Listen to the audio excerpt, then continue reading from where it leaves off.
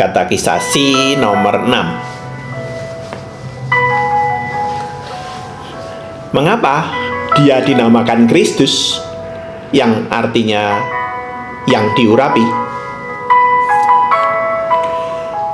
Sebab dia telah ditetapkan oleh Allah Bapa dan diurapi dengan Roh Kudus, menjadi nabi dan guru, imam besar dan raja kita. Sebagai nabi dan guru kita yang tertinggi,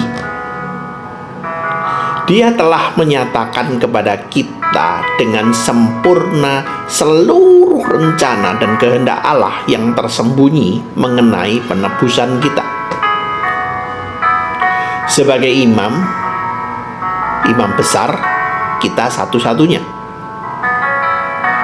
dia telah menebus kita dengan kurban satu-satunya, yaitu tubuhnya sendiri, dan senantiasa menjadi pengantara kita di hadapan Allah dengan doa syafaatnya. Sebagai raja kita yang kekal, dia memerintah kita dengan firman dan rohnya, serta melindungi dan memelihara kita sehingga tetap memiliki keselamatan yang telah diperolehnya. Nabi itu adalah wakil Allah bagi manusia. Saya percaya bahwa Yesus Kristus adalah nabi, dan saya tahu banyak hal tentang kerajaan Allah dari dia. Guru itu pengajar. Saya percaya bahwa Yesus Kristus adalah pengajar saya, sehingga saya tahu dan saya bisa bergabung dalam kerajaan Allah karena saya belajar dari dia. Imam itu wakil manusia di hadapan Allah. Saya percaya bahwa Yesus Kristus adalah imam saya, sehingga saya bisa berkomunikasi dengan Allah supaya dikuduskan melalui dia. Nabi wakil Allah bagi manusia, imam wakil manusia di hadapan Allah. Raja adalah penguasa, pelindung, pemerintah, pemelihara, dan pembela rakyat. Saya percaya bahwa Yesus Kristus adalah raja saya, yang menguasai, melindungi, memimpin, memelihara, dan membela perkara kita di hadapan Allah, serta menyelamatkan kita dari dunia dan iblis.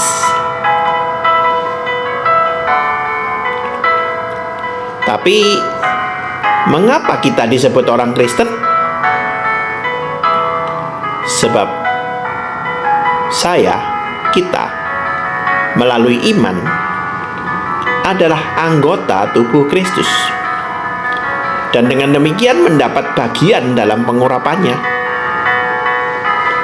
Tujuannya supaya aku mengakui namanya, mempersembahkan diriku kepadanya menjadi korban syukur yang hidup. Di dalam hidup ini, berperang melawan dosa dan iblis dengan hati nurani yang bebas dan tulus. Dan kelak, di akhirat bersama-sama dia memerintah segala makhluk untuk selama-lamanya. Jadi, saya mengaku Kristus karena saya menjadi anggota Kristus yang ikut dalam kematian dan kebangkitannya, serta menikmati berkat-Nya. Saya mengaku Kristus karena saya mengakui Kristus sebagai Tuhan saya. Saya mengaku Kristus karena saya mempersembahkan diri saya dan milik saya kepada Kristus. Saya mengaku Kristus karena saya yakin bahwa setelah meninggalkan dunia akan beserta dengan Kristus. Mari engkau saudara-saudari mengaku Kristus.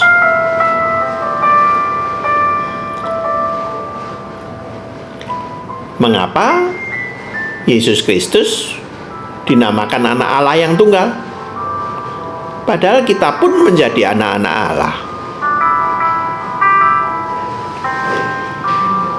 Sebab hanya Kristus saja yang adalah anak Allah yang sejati, anak Allah yang sehakikat dan yang sama-sama kekal. Sebaliknya kita diangkat menjadi anak-anak Allah karena Kristus berdasarkan kasih karunia-Nya. Lalu mengapa Yesus Kristus juga disebut Tuhan kita? Sebab Dia telah menebus kita, tubuh dan jiwa, bukan dengan emas atau perak, tapi dengan darah-Nya yang tidak ternilai harganya di kayu salib. Sehingga kita bukan lagi hamba dosa dan telah melepaskan kita dari segala kuasa iblis. Dan dengan demikian kita jadi miliknya Yesus Kristus, kita jadi miliknya Tuhan, kita miliknya anak Allah, kita miliknya Allah. Jadi saya percaya Allah menyatakan dirinya sebagai Allah yang esa. Dan sejak dari awal anak Allah itu sudah ada di dalam Allah yang esa, disebut sebagai anak Allah yang tunggal. Karena itu kita percaya, aku percaya, bila kita beriman kepada anak Allah yang sudah turun ke dalam dunia dalam diri Yesus Kristus, akan diangkat menjadi anak-anak Allah. Saya percaya juga bahwa seluruh diri pribadi kita secara utuh sudah ditebus oleh Allah Anak, yaitu Yesus Kristus itu. Karena saya sudah ditebus, maka diri saya seutuhnya adalah milik Allah. Dan saya disebut Kristen, dan saya menyebut Kristus sebagai Tuhan saya. Dan tentunya engkau juga begitu, kan?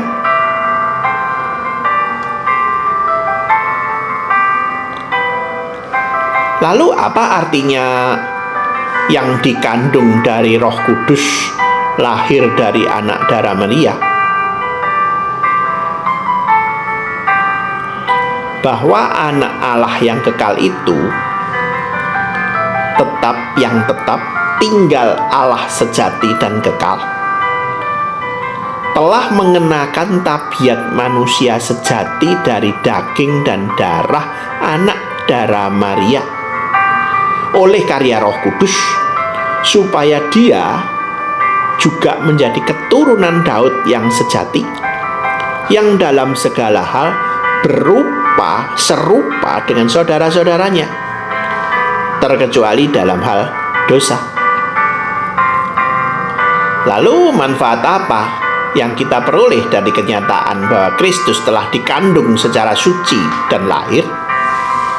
Dia adalah pengantara kita. Dan karena ketidakbersalahan dan kesuciannya yang sempurna, ketidakberdosaannya yang sempurna, maka di hadapan Allah Dia menutupi dosaku, menyingkirkan dosaku, menghapuskan dosaku yang telah kusandang sejak saat aku dikandung dan dilahirkan.